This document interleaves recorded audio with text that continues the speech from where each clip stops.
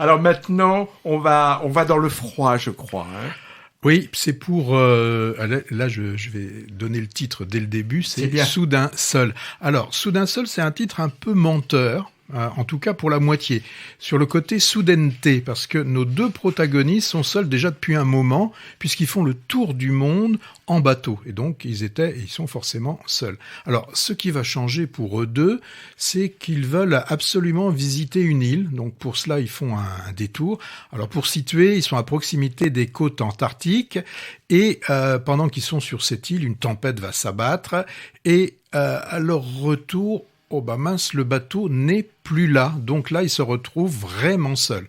Alors, seuls, c'est pas vrai, parce qu'on découvrira qu'il y a des sortes de choses qui ressemblent à des sortes de bigorneaux, et on aura aussi des manchots, quand même, sur cette île.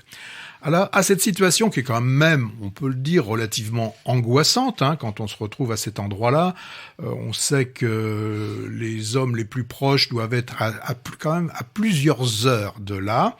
Et quand on est dans ce genre de situation, tout s'accumule, puisque en plus c'est le début de l'hiver, donc on sait que forcément ça va pas s'arranger.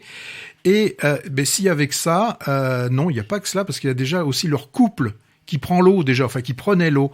Et là, peut-être que la perspective de se retrouver en tête à tête, en pensant quand même toujours, hein, je pense, en se disant, si l'autre, il avait mieux attaché le bateau, s'il avait mieux fait ça, on ne serait pas dans cette situation. Ils le disent pas, mais on sent qu'ils sont prêts à se le dire. Donc là, qu'est-ce qui va se passer, hein, on s'en doute dès le début. Non, ce qui va se passer, comme dans tous ces genres de films, je vais rien dire, mais on sait qu'il y aura des bas, pas des hauts, des bas. Il y aura même du très bas, style loi de Murphy, vous savez, la loi de l'emmerdement maximum. Mais forcément, il y aura des moments plus hauts, il y aura des moments d'intense émotion. Après, c'est envoyé quand même dans certaines scènes les pires vacheries. Vous savez, les vacheries qu'on regrette, hein, comme dans tous les bons couples qui se respectent. Bon.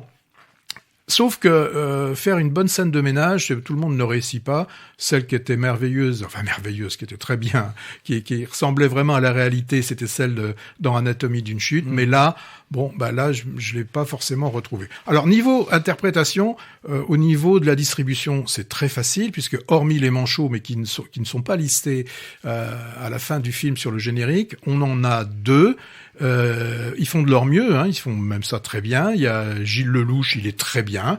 Alors vous savez, le mec bien, le mâle blanc, mais qui a des défauts qu'il reconnaît quand même pas tous. Et puis on a Mélanie Thierry qui est très bien, elle pleure beaucoup, elle sait allumer du feu.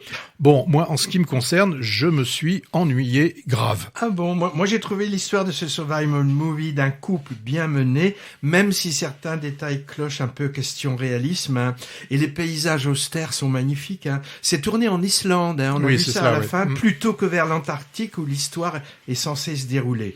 Les deux seuls membres du casting, moi je les trouve très bons aussi, mais c'est vrai que Mélanie Thierry a tendance à beaucoup pleurer, avec force gros plans sur le visage inondé de larmes, d'autant plus que j'ai vu récemment cette actrice dans un film à venir où elle est très lacrymale aussi. Bref, trop de larmes noie l'émotion. Alors, je dis pas que le film est un naufrage, hein, loin de là, mais dans le style Robinson, moi j'ai préféré Tom Hanks dans Seul au monde.